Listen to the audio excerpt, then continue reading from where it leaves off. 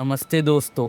आज हम एक ऐसी कहानी सुनेंगे जो आपका दिल धड़का देगी और आपकी रातों की नींद उड़ा देगी। आज हम लेके आए हैं एक आदमी, उसकी सेकंड हैंड गाड़ी और उस गाड़ी में छुपी चार आत्माओं के भयानक साय की कहानी। तो लाइट डिम कर लो, दरवाजे बंद करो और शुरू करते हैं ये स्पूकी टेल। दिल्ली के एक छोटे से मोहल्ले शास्त्री नगर में रहता था अरविंद शर्मा। अरविंद एक प्राइवेट कंपनी में अकाउंटेंट था और उसकी ज़िंदगी का एक ही सपना था, अपनी पहली गाड़ी खरीदना। उसकी बीवी प्रिया एक घर गृहस्थी संभालने वाली औरत थी और उनका 8 साल का बेटा शुभम जो अपने पापा से बहुत प्यार करता था। शुभम हमेशा अपने पापा के साथ साइकिल पे बैठ के घूमने की जिद करता था, लेकिन अरविंद चाहता था कि वो अपने बेटे को एक दिन गाड़ी में घुमाए।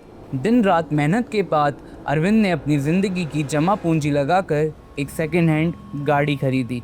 जब वो गाड़ी घर लाया, उसकी आंखें खुशी से चमक रही थी। उसने घर के दरवाजे पे खड़े होकर चिल्लाया, प्रिया देखो हमारी नई गाड़ी। प्रिया ने गाड़ी को हाथ लगाया और मुस्कुराई और शुभम तो इतना खुश था कि वो गाड़ी के 4 चक्कर लगा के नाचने लगा। मोहल्ले वाले भी देखने आए और सबने अरविंद को बधाई दी। परिवार ने डिसाइड किया कि गाड़ी की पूजा करानी ज़रूरी है। पास ही एक मंदिर में एक गुरु माँ रहती थी, जिनके पास लोग अपनी मन्नतें और समस्याएं लेके जाते थे। अरविंद, प्रिया और शुभम गाड़ी लेकर गुरु माँ के पास पहुँचे। मंदिर के छोटे से कमरे में धुनी के धुएं के बीच में बैठी गुरु माँ ने गाड़ी को एक नज़र देखा। उनका चेहरा जो हमेशा शांत रहता था, अचानक से गंभीर हो गया। उन्होंने अपनी आंखें बंद की, हाथ गाड़ी की तरफ बढ़ाया और फिर एक गहरी सांस ली। अरविंद को पास बुला के उन्होंने धीरे से कहा, बच्चा, ये गाड़ी तेरे लिए सही नहीं है। इसका अंदाज़ा मुझे भयानक लग रहा है।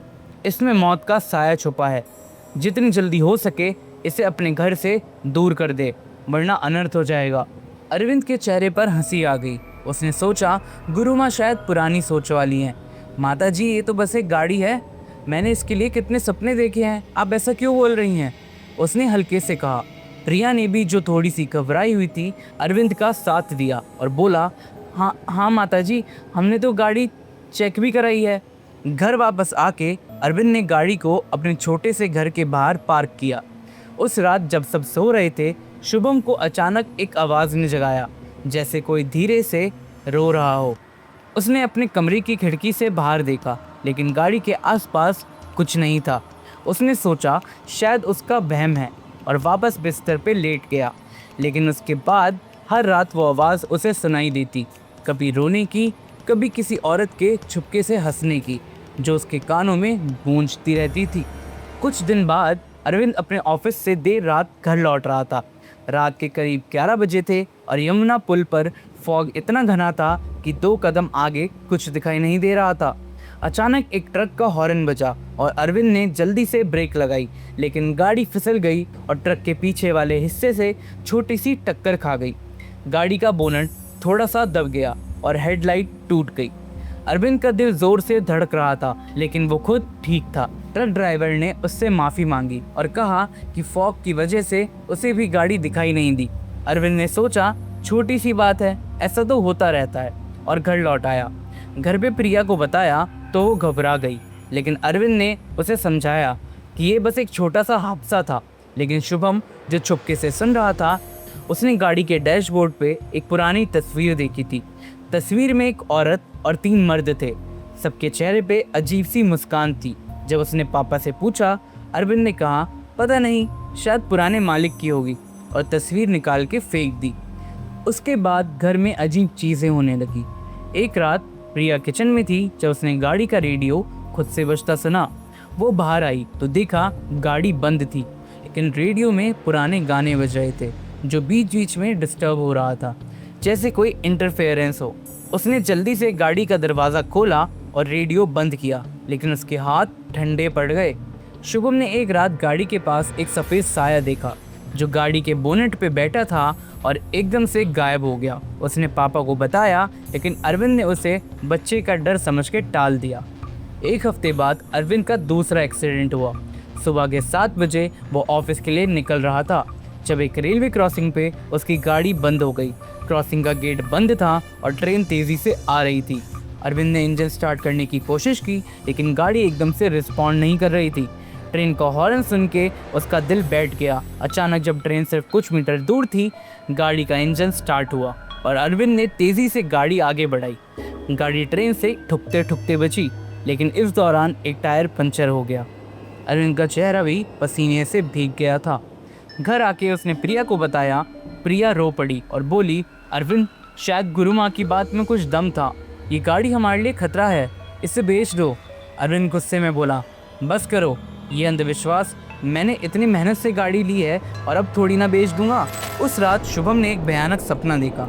गाड़ी के अंदर वही 4 लोग बैठे थे, एक औरत, 3 मर्द, सबके चेहरे पर वही अजीब मुस्कान थी। और औरत ने उससे कहा, तेरे पापा हैं ना, उसको भी ले जाएंगे हम।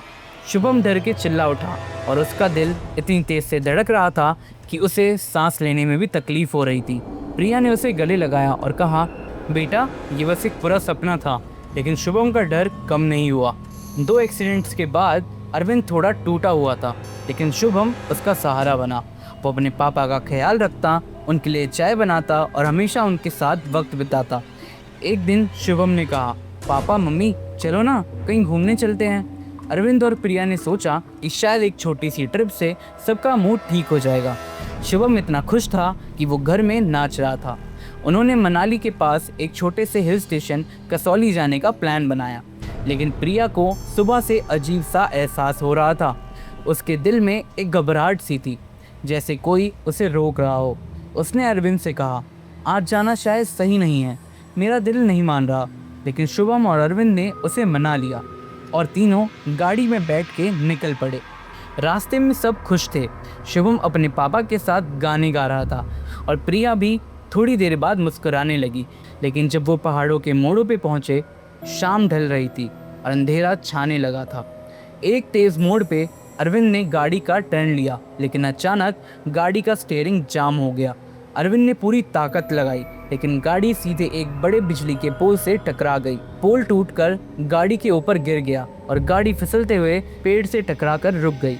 गाड़ी के शीशे टूट गए और तीनों उसमें फंस गए। कुछ देर बाद एक ट्रक ड्राइवर वहां से गुजर रहा था। उसने गाड़ी को देखा और जल्दी से तीनों को बाहर निकाला और तीनों को वो हॉस्पिटल की तरफ लेके जाने लगा। लेकिन रास्ते में ही शुभम की सांसें थम गई। उसने अपनी आंखें हमेशा के लिए बंद कर दी। प्रिया और अरविंद सदमे में चले गए। हॉस्पिटल में प्रिया का ऑपरेशन हुआ और अरविंद भी ठीक हो गया, लेकिन शुभम की मौत ने उन दोनों को जिंदगी से दूर कर दिया था। घर वापस आके प्रिया और अरविंद ने शुभम का क्रियाक्रम किया। एक रात प्रिया ने देखा कि शुभम का फोटो फ्रेम खुद से हिल रहा था। उसने जब पास जाके देखा तो उसे लगा शुभम की तस्वीर में आंखें हैं और वो रो रही हैं। प्रिया डर के चिल्ला उठी और अरविंद ने उसे संभाला, लेकिन अब दोनों के दिल में एक गहरा डर बैठ गया था। प्रिया और अरविंद ने डिसाइड किया कि वो कल गुरु माँ के पास जाएंगे। मंदिर में गुरु माँ एक छोटी सी मूर्ति के सामने बैठी थी। उनके चेहरे पे वही गंभीरी थी, लेकिन उनकी आंखों में एक अजीब सी चमक थी। अरविंद और प्रिया रोते हुए उनके सामने बैठ गए और सब कुछ बताया। गुरु माँ ने अपनी आंखें बंद की, जैसे वो कोई दूसरी दुनिया में चली गई। कमरे में सन्नाटा छा गया, सिर्फ धुनी के धुएं की महक थी। फिर उन्होंने अपनी आंखें खोली और उनकी आवाज़ में एक भयानक वजन था। अरविंद, मैंने तुझे चिताया था, लेकिन तूने मेरी बात नहीं मानी। इस गाड़ी पर 4 आत्माओं का साया था, एक औरत और उसके 3 भाई। वो सब इस गाड़ी में एक भयानक एक्सीडेंट में मारे गए थे। उनकी आत्माएं इस गाड़ी में बसी हुई थी और उनका गुस्सा तुझ पे उतरा। शुभम की जान उन्होंने ही ली है, क्योंकि वो एक निश्चित बलिदान चाह रहे थे। तुम शुक्र मानो कि तुम दोनों बच गए, वरना ये गाड़ी तुम सबको खा जाती। अरविंद और प्रिया के पैरों तले ज़मीन खिसक गई। अरविंद रोते हुए बोला, माताजी, हमसे गलती हो गई, अब क्या करें?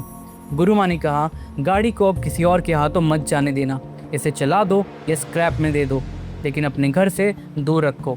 अरविंद ने गुरु माँ की बातें सुनकर अपना सर हिलाया। जाते जाते गुरु माँ ने कहा, अरविंद, तुझे एक राज की बात बताऊं? ये जो हादसा शुभम के साथ हुआ, असल में वो हादसा तेरे साथ होना था, लेकिन शुभम की दुआओं ने तुझे बचा लिया और उसने सारी परेशानियां अपने ऊपर ले ली। ये बात सुन के दोनों के दोनों रोने लगे और वहाँ से चले गए। उस रात अरविंद ने गाड़ी को एक जंकयार्ड में बेच दिया। जंकयार्ड का मालिक जब गाड़ी ले गया, अरविंद ने देखा कि गाड़ी के पीछे एक सफ़ेद साया चल रहा है, जैसे उसे कोई छोड़ने आया हो। और उसके बाद उन्होंने कभी गाड़ी नहीं खरीदी। दोस्तों, ये थी कहानी एक ऐसी गाड़ी की जिसमें 4 आत्माओं का साया था। क्या आप भी ऐसी सेकेंड हैंड चीज़ खरीदते हो जिसका आप इतिहास नहीं जानते, या शायद आपके नोन में किसी के साथ ऐसा भयानक हादसा हुआ हो?